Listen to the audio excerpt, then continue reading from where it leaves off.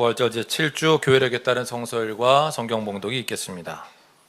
사도행전 16장 16절에서 34절의 말씀입니다. 어느 날 우리가 기도하는 곳으로 가다가 귀신 들려 점을 치는 여종 한 사람을 만났는데 그는 점을 쳐서 주인들에게 큰 돈벌이를 해주는 여자였다. 이 여자가 바울과 우리를 따라오면서 큰 소리로 이 사람들은 지극히 높으신 하나님의 종들인데 여러분에게 구원의 길을 전하고 있다 하고 외쳤다. 그 여자가 여러 날을 두고 이렇게 하므로 바울이 귀찮게 여기고 돌아서서 그 귀신에게 내가 예수 그리스도의 이름으로 내게 명하니 이 여자에게서 나오라 하고 말하니 바로 그 순간에 귀신이 나왔다. 그 여자의 주인들은 자기들의 돈벌이 희망이 끊어진 것을 보고 바울과 실라를 붙잡아서 광장으로 관원들에게로 끌고 갔다. 그리고 그들을 치안관들 앞에 세워놓고서 이 사람들은 유대 사람들인데 우리 도시를 소란하게 하고 있습니다. 이 사람들은 로마 시민인 우리로서는 받아들일 수도 없고 실천할 수도 없는 부당한 풍속을 선전하고 있습니다 하고 말하였다. 무리가 그들을 공격하는 데에 합세하였다. 그러자 치안관들은 바울과 실라의 옷을 찢어 벗기고 그들을 매로 치라고 명령하였다. 그래서 이 명령을 받은 부하들이 그들에게 매질을 많이 한 뒤에 감옥에 가두고 간수에게 그들을 단단히 지키라고 명령하였다. 간수는 이런 명령을 받고 그들을 깊은 감방에 가두고서 그들의 발에 착고를 단단히 채웠다. 한밤쯤 되어서 바울과 실라가 기도하면서 하나님을 찬양하는 노래를 부르고 있는데 죄수들이 듣고 있었다. 그때 갑자기 큰 지진이 일어나서 감옥의 터전이 흔들렸다. 그리고 곧 문이 모두 열리고 모든 죄수의 수갑이며 착고가 풀렸다. 간수가 잠에서 깨어서 옥문들이 열린 것을 보고는 죄수들이 달아난 줄로 알고 검을 빼앗아 자결하려고 하였다. 그때 바울이 큰 소리로 그대는 스스로 몸을 해치지 마시오. 우리가 모두 그대로 있소 하고 외쳤다. 간수는 등불을 달라고 해서 들고 뛰어들어가 무서워 떨면서 바울과 실라 앞에 엎드렸다. 그리고 그들을 바깥으로 데리고 나가서 물었다. 두 분 사도님, 내가 어떻게 해야 구원을 얻을 수 있습니까? 그들이 대답하였다. 주 예수를 믿으시오. 그리하면 그대와 그대의 집안이 구원을 얻을 것입니다. 그리고 하나님의 말씀을 간수와 그의 집에 있는 모든 사람에게 들려주었다. 그 밤 그 시각에 간수는 그들을 데려다가 상처를 씻어주었다. 그리고 그와 온 가족이 그 자리에서 세례를 받았다. 간수는 그들을 자기 집으로 데려다가 음식을 대접하였다. 그는 하나님을 믿게 된 것을 온 가족과 함께 기뻐하였다. 오늘 우리에게 주시는 주님의 말씀입니다. 아멘.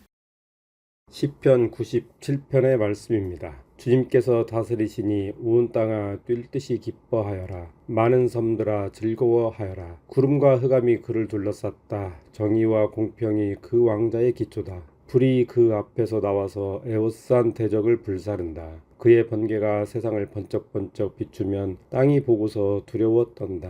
산들은 주님 앞에서 온 땅에 주님 앞에서 초처럼 녹아버린다. 하늘은 그의 의로우심을 선포하고 만백성은 그의 영광을 본다. 조각된 신상을 섬기는 자는 누구나 수치를 당할 것이며 헛된 우상을 자랑하는 자들도 부끄러움을 당할 것이다. 모든 신들아 주님 앞에 엎드려라. 주님이 공의로우심을 시온이 듣고 즐거워하며 유다의 딸들이 기뻐 외칩니다. 주님은 온 땅을 다스리는 가장 높으신 분이시고 어느 신들보다 더 높으신 분이십니다. 주님을 사랑하는 사람들아 너희는 악을 미워하여라. 주님은 그의 성도를 지켜주시며 악인들의 손에서 건져주신다.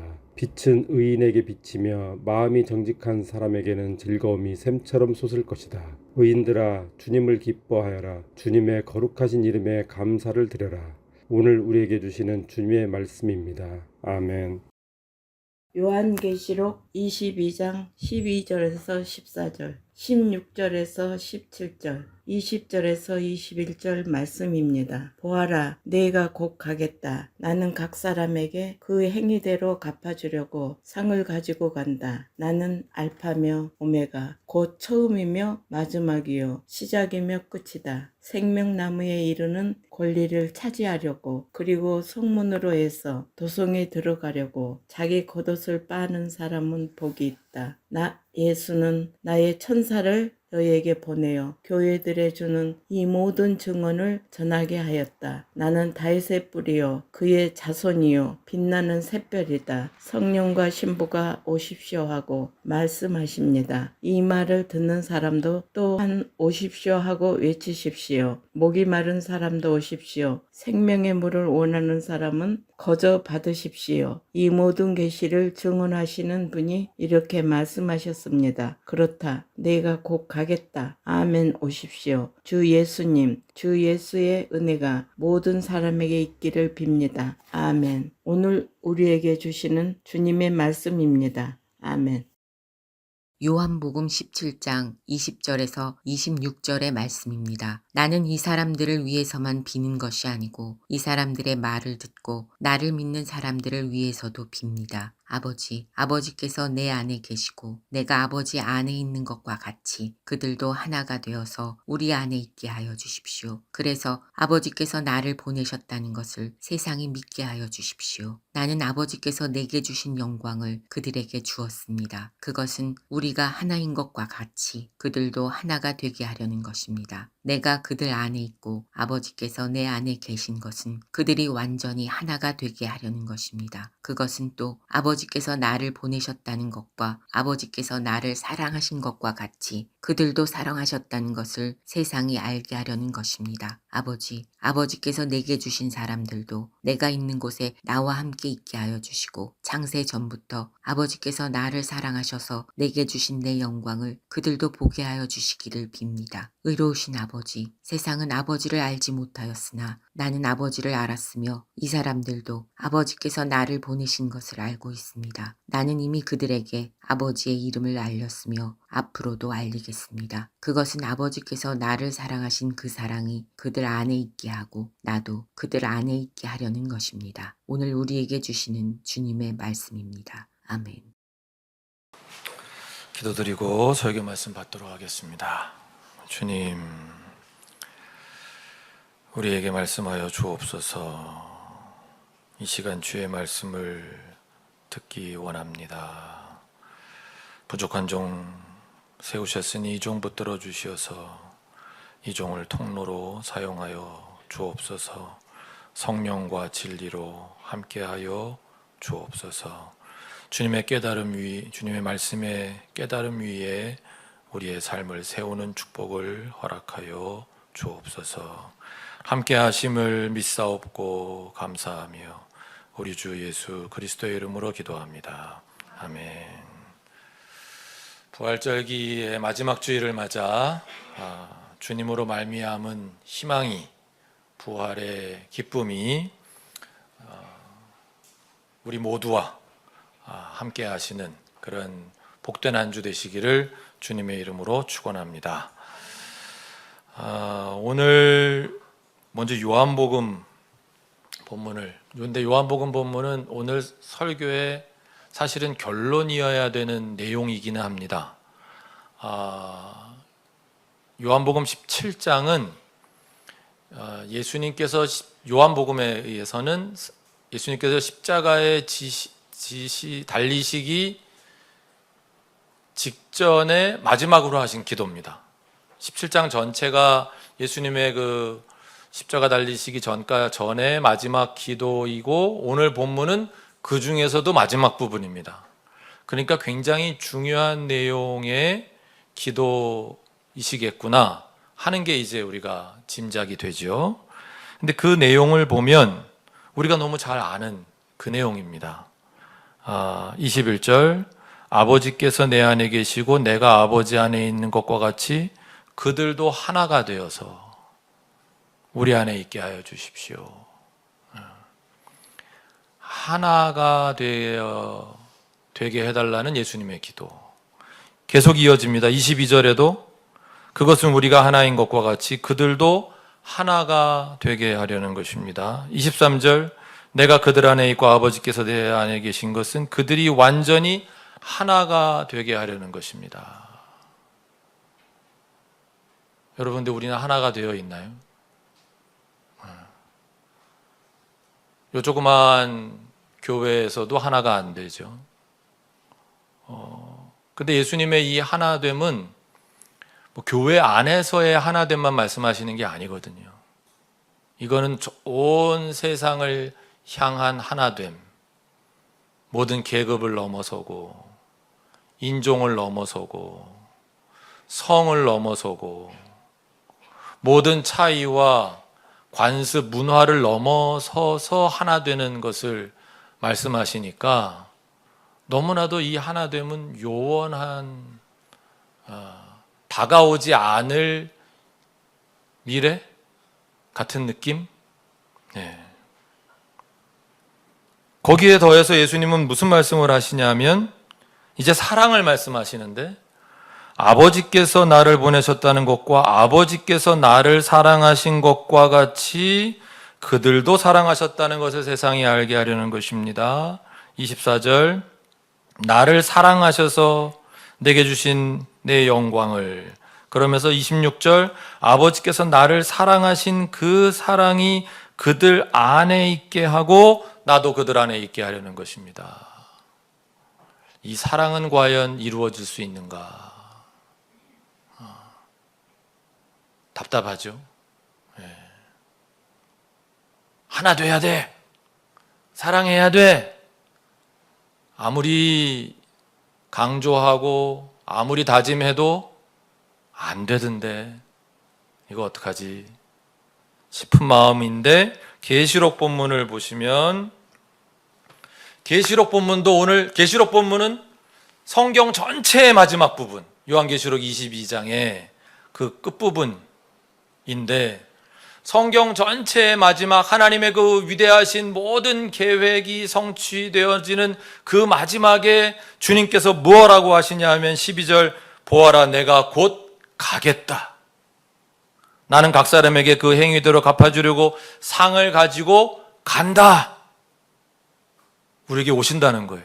그랬더니 17절에 성령과 신부가 오십시오 하고 말씀합니다. 이 말을 듣는 사람도 또한 오십시오 하고 외치십시오. 목이 마른 사람도 오십시오. 생명의 물을 원하는 사람 거저 받으십시오. 예수님 간다 그러시니까 우리는 오십시오. 그러고 20절 이 모든 계시를 증언하시는 분이 이렇게 말씀하셨습니다. 그렇다 내가 곧 가겠다. 그랬더니 우리는 아멘 오십시오. 주 예수님, 이렇게 간다 하시는 주님과 오십시오 하는 우리의, 요즘 말로 하면 티키타카가 티키타카 정도가 아니라 이 예수님이 오심기만 하면 앞에 우리의 고민이었던 하나됨, 서로 사랑하고 이런 세상이 될 텐데 그거 언제 오실 겁니까? 빨리 오십시오 오십시오 이제 이렇게 되는 건데 언제 오실지가 알 수 없는 그런 답답한 마음으로 사도행전 본문을 만나니까, 근데 그 사도행전 본문을 읽다 보니까 여기서 뭔가 실마리를 얻을 수 그럴 수도 있겠다 이제 싶은 본문이 오늘 사도행전의 본문인 거죠. 사도행전 16장 16절을 이렇게 시작을 하죠. 우리가 기도하는 곳으로 가다. 여기서 우리는 바울과 실라 그 일행들입니다. 우리가 기도하는 곳으로 가다가 귀신 들려 점을 치는 여종 한 사람을 만났는데 그는 점을 쳐서 주인들에게 큰 돈벌이를 해주는 여자였다. 한 여성을 만났는데 점을 치는 여성이에요. 근데 점을 어떻게 치냐? 귀신 들려서 점을 쳐요. 신부는 뭐예요? 이 여성은 노예예요. 근데 용한가 봐요. 용하다고 소문이 났나 봐요. 주인들에게 큰 돈벌이를 해주고 있었대요. 점치러 오는 사람들이 많았던 거죠, 이 여인에게. 근데 이 여인이 뭘 했냐 하면 17절 바울과 우리를 따라오면서 큰 소리로 이 사람들은 지극히 높으신 하나님의 종들인데 여러분에게 구원의 길을 전하고 있다 하고 외쳤다. 이게 무슨 일이에요? 귀신 들린 사람이 복음 전하는데 도움을 주네. 바울과 실라를 따라다니면서 이 사람들은 하나님의 종입니다. 종들입니다. 여러분에게 구원의 길을 전하고 있습니다. 막 이렇게 외치는 거예요. 귀신이 복음을 도와주고 있어요. 18절 여기서부터 이제 사건이에요. 그 여자가 여러 날을 두고 이렇게 함으로, 이거 어쩌다 한 번이 아니고 여러 날을 두고 따라다니면서 막 복음 전하는 걸 도와주고 있어요. 여러분한테 머릿속에 한번 그 그림을 그려보세요. 그랬는데 바울이 귀찮게 여기고 돌아서서 바울이 이 여인을 귀찮게 여겼대요. 아유, 왜 이렇게 성가셔? 왜 이렇게 자꾸 따라다니면서 시끄럽게 해? 아유, 귀찮아 죽겠네. 가 아니고 그런 뜻이 아니에요. 우리 하나님 나라 큐티 같이 하신 분들은 보셨겠지만 이건 마음이 어지럽게 되었다는 뜻이라 그랬어요. 원어로 보면 그렇대요. 바울의 마음이 어지러워졌다는 거예요. 이 여인이 수일째 따라다니면서 이렇게 하는 행동 때문에. 근데 그 마음이 어지러워진 이유는 세 가지의 뜻을 담고 있는 표현이래요. 이게 첫째는 슬퍼서 마음이 어지러웠고, 두 번째는 분개해서 마음이 어지러웠고, 셋째는 당황해서 마음이 어지러웠다는 거예요. 바울의 마음이 왜 슬펐을까요? 그 여인의 모습을 보면서. 일단 귀신 들려 있다고 하는 것이 슬펐을 거고, 바울의 눈에 그게 보였을 테니까. 둘째는 이 여성이 노예라고 하는 것이 슬펐을 거고, 자기가 애를 써서 점을 쳐도 그 수입이 누구한테 가는 거예요? 주인한테 다 돌아가는 거예요. 착취당하고 있는 여성을 만나서 슬펐겠죠. 분개했어요. 뭐에 분개했겠어요? 바로 그런 현실에 분개했을 거예요. 귀신 들려서 점을 칠 수밖에 없는 현실에도 화가 났을 거고, 그러니까 귀신한테도 화가 났을 거고, 그리고 그 여성이 그렇게 착취당하고 있는 현실에 대해서도 화가 났겠죠. 그래서 마음이 어지러웠어요. 그리고 당황했대요. 뭐에 당황했을까요? 근데 이 여성을 내버려둬야 되나? 왜? 복음을 전하는데 도움을 주고 있잖아요. 따라다니면서 이 사람들이 당신에게 구원의 길을 전하고 있다고 이렇게 하고 있으니 당황스러웠던 모양이에요. 그래서 마음이 어지러웠는데 사도 바울은 마음을 정했어요. 어떻게? 이 여자에게서 귀신을 쫓아야 되겠다. 그리고 18절 어떻게 했어요? 그 귀신에게 누구의 이름으로 네게 명하니? 예수 그리스도의 이름으로 명하노니 그 여자에게서 나와라. 그랬더니 귀신이 그 순간 나왔어요. 자, 우선 여기서 하나. 목적이 아름답고 목적이 선하고 목적이 순수해도 과정이 타락되면 안 되는 거예요. 귀신의 도움은 받으면 안 되는 거예요. 바울은 그래서 결정한 거예요. 당황스러웠지만 이 여인에게서 귀신을 나가게 해야 되겠다.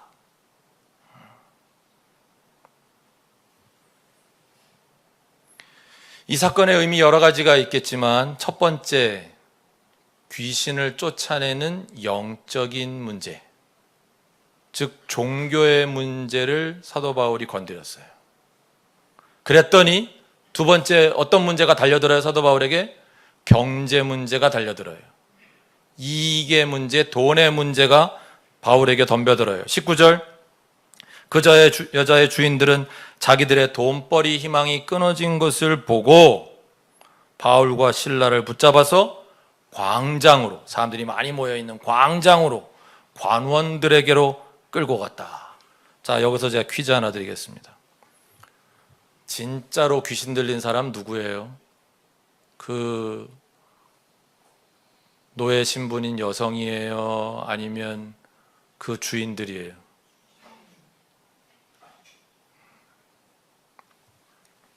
둘 다라고 대답하시는 분이 있을까 싶어서 물어보는데, 네, 다들 정답을 알고 계시네요. 자, 20절과 21절. 그리고 그들을 치안관들 앞에 세워놓고서 뭐라 그래요? 이 사람들은 유대 사람들인데 우리 도시를 소란하게 하고 있습니다. 이 사람들은 로마 시민 우리로서는 받아들일 수도 없고 실천할 수도 없는 부당한 풍속을 선전하고 있습니다. 여러분, 무슨 얘기가 쏙 빠졌어요? 이 사람이 우리 돈벌이 수단을 빼앗아 갔어요. 내 이익을 가로막았어요. 사실은 그것 때문에 열받아가지고 끌고 와놓고 그 이야기는 안 하는 거예요. 뭐예요?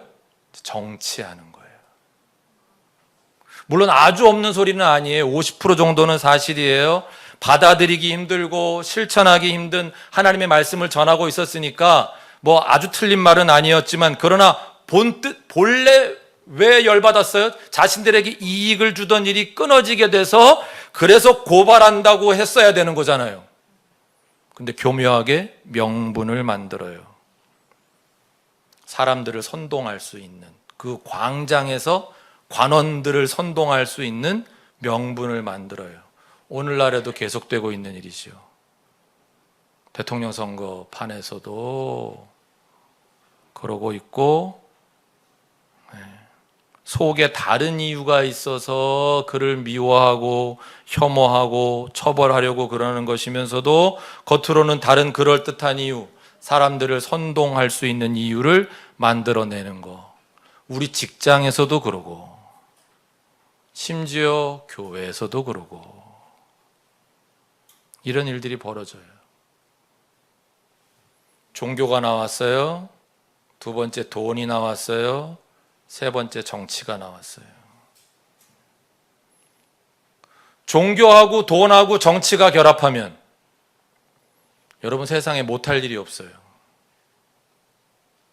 아니나 다를까 22절, 23절, 24절을 쭉 보시면 무리가 여기에 선동이 돼서 바알과 실라를 공격을 하기 시작해요. 옷을 찢어 벗기고 수치를 주는 거죠. 매질을 많이 한 뒤에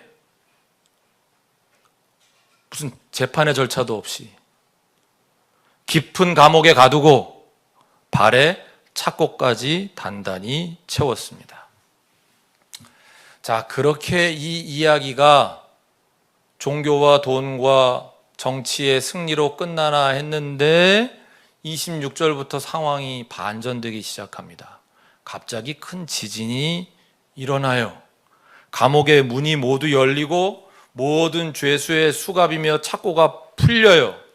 27절 간수는 자다가 지진이 나가지고 깜짝 놀라서 잠에서 깼는데 옥문이 다 열려 있는 걸 보고 다 도망갔구나. 그래서 자신이 이제 큰 곤경에 처하게 되었음을 알게 돼요.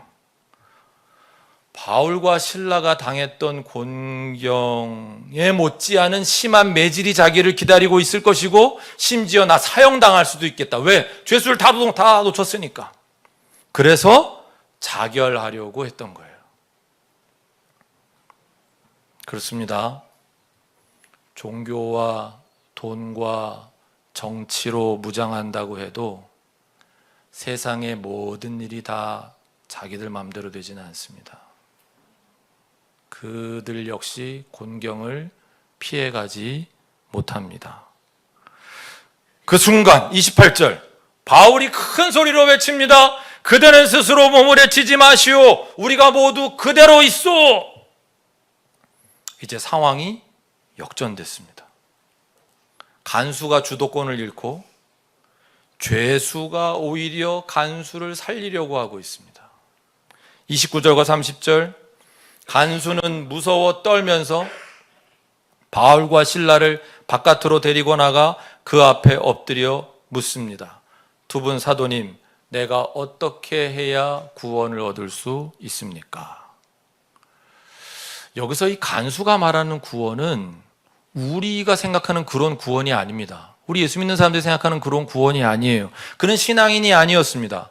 어떻게 해야 영생을 얻습니까? 천국 부활에 들어갈 수 있습니까? 이걸 바라는 게 아니에요. 그는 그저 오늘 설교 제목처럼 어떻게 하면 제가 이 곤경에서 벗어날 수 있겠습니까? 하고 물은 거예요.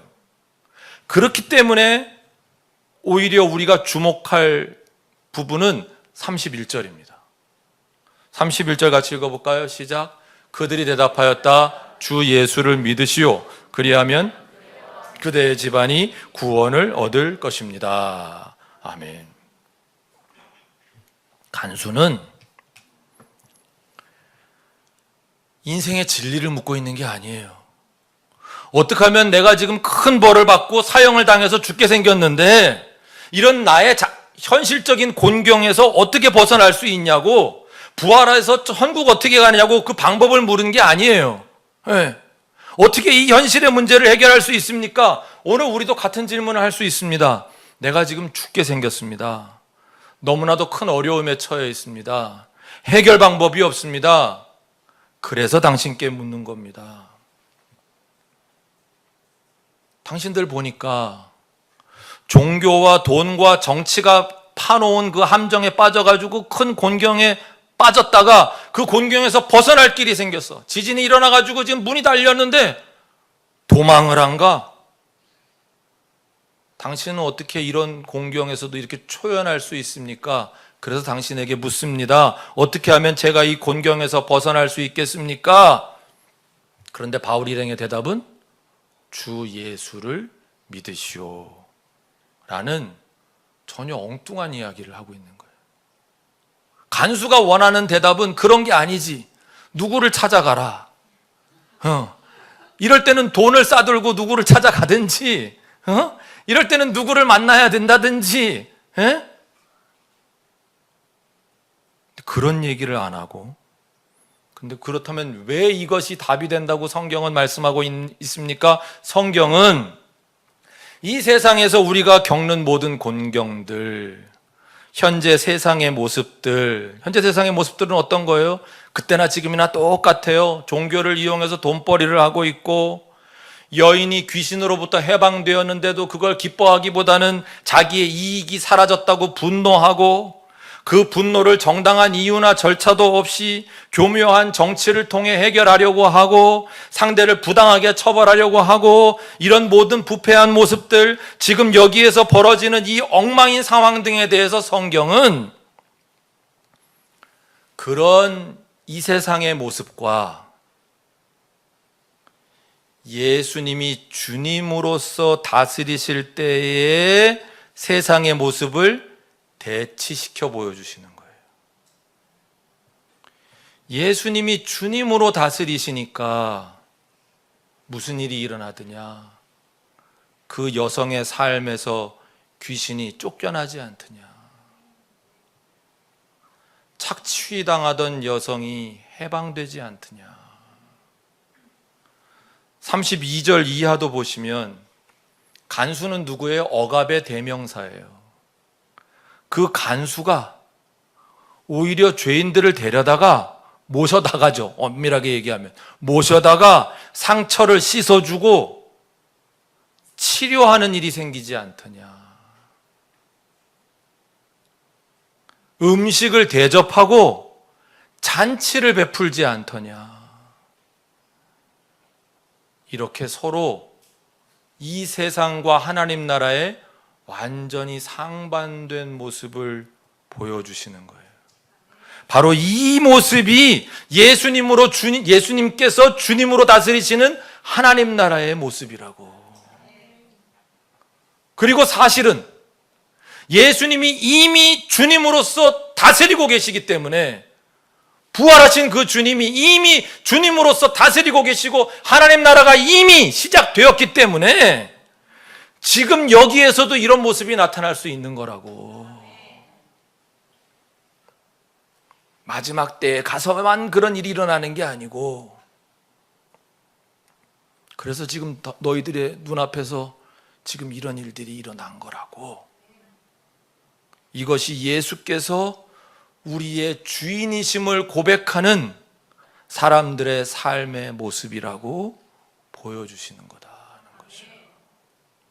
다만 그분의 다스리심은 우리가 그분이 우리의 주인 되심을, 그분이 이 세상과 오는 세상의 주님이심을 인정할 때에만 비로소 확산될 수 있는 것이기 때문에, 당신들이 어떻게 하면 이 곤경에서 내가 구출받을 수 있느냐고 질문한다면 그 대답은 언제나 주이신 예수를 믿으라. 그리하면 너와 네 집이 구원을 얻으리라. 일 수밖에 없다.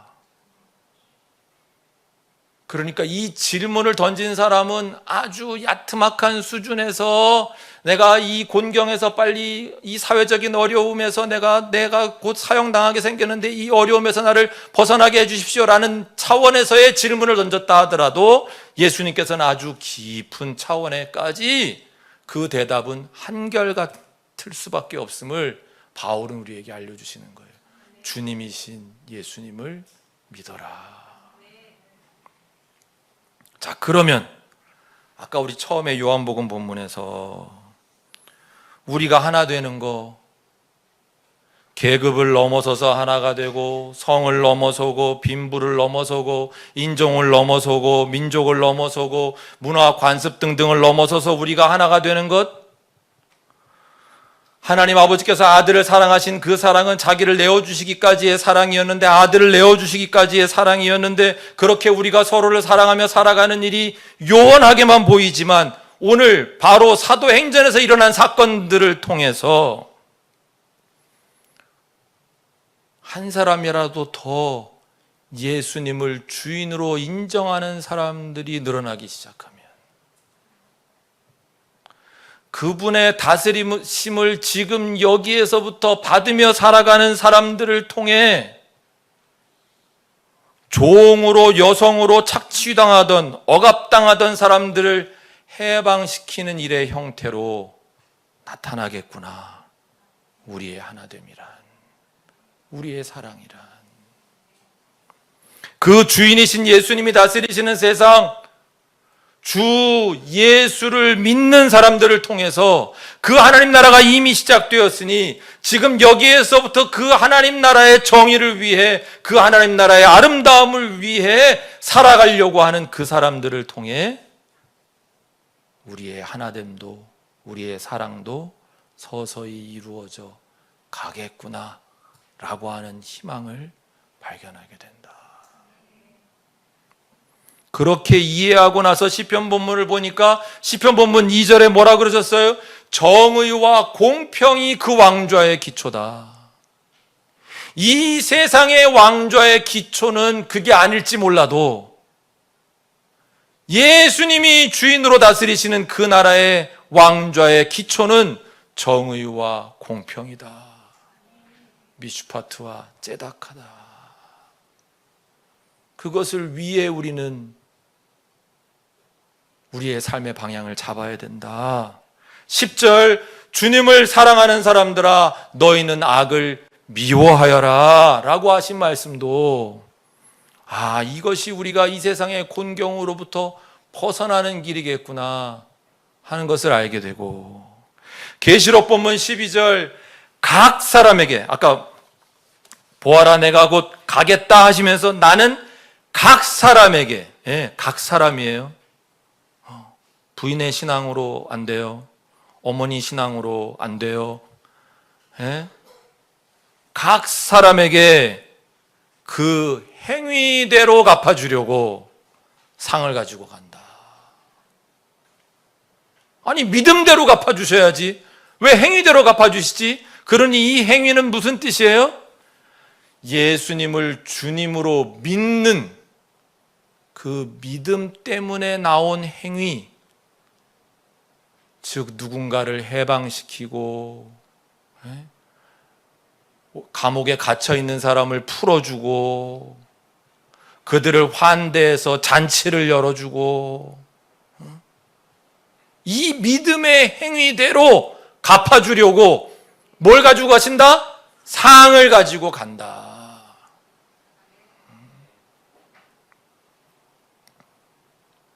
바로 그런 의미에서 믿음을 가진 사람의 그 행위가 정말 중요하구나 라는 말씀이로구나. 왜? 그것이 지금 여기에서 이미 시작된 하나님 나라를 살아가는 모습이기 때문에.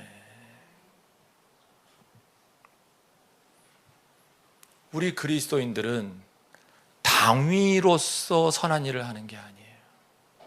당위로서가 아니라 해야만 한다, 뭐뭐 해야만 한다가 때문이 아니라, 그거로는 암만 해도 안 돼요. 우리 이미 많이 경험하잖아요. 일생 경험하잖아요. 아무리 하나가 되려고 해도 안 돼요. 사랑하려고 해도 안 돼요. 안 돼. 해야만 한다로 되는 게 아니에요. 당위로서가 아니라 우리는 하나님 나라를 바라보기에 예수님이 주인이신 그 하나님 나라를 바라보고 그 하나님 나라가 이미 시작되었음을 믿기에 예수님이 내 삶의 주인이시라면 내가 어떻게 살아야 되겠다가 세워져서, 그래서 당연히 미워할 일인데 예수님이 주인이신 그 나라의 사랑을 내가 내 몸으로 행하려고 하는 것이고, 당연히 미워하고 당연히 분열할 수밖에 없는 일인데 예수님이 하나님 안에서 그 하나 되는, 그리고 우리가 하나 되기를 간절히 바라시던 그 예수님의 이 땅에서의 마지막 기도를 떠올리며 그분이 주인 되신 그 나라는 바로 그렇게 하나 되게 하시는 나라이기 때문에 내가 내 몸을 갈아서라도 하나됨을 이루려고 애를 쓰는, 누구도 그래야 된다고 강요할 수는 없지만 나는 그렇게 살려고 하는, 왜? 나는 내 삶의 주인이 누구신지 아니까. 나는 이 세상과 오는 세상의 주인이 누구신지 아니까. 내가 바라보고 있는 이 자그마한 세상이 아니라 이거보다 더 큰 세상이 오고 있음을 나는 아니까.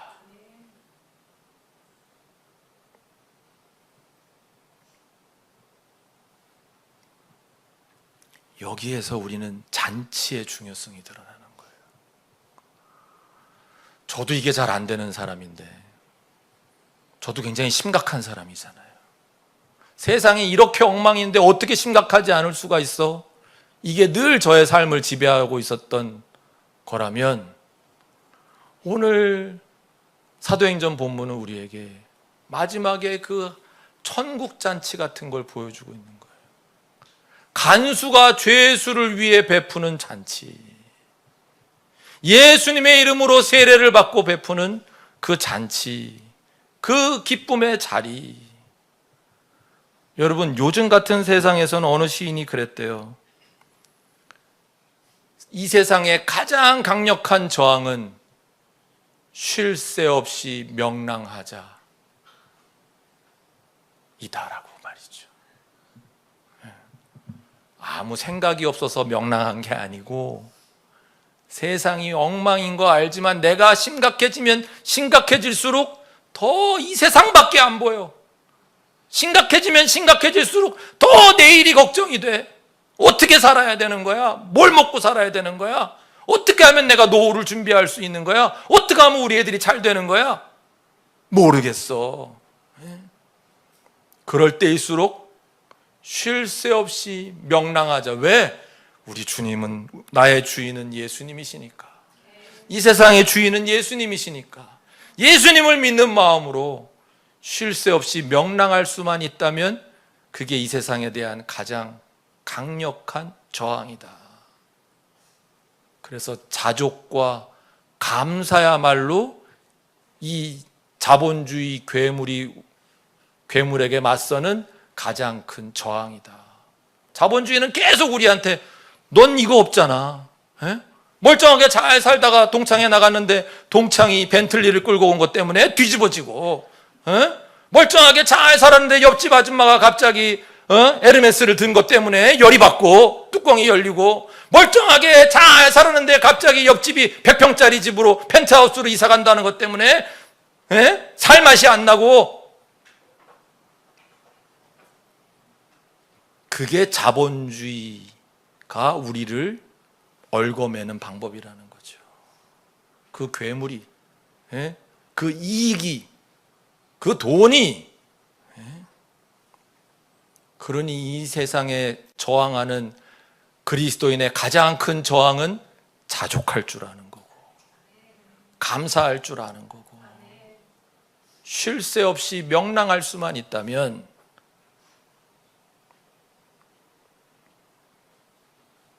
여러분, 그것이 우리를 이 곤경에서부터 벗어나게 하시는 그 근본은 뭐 때문이다?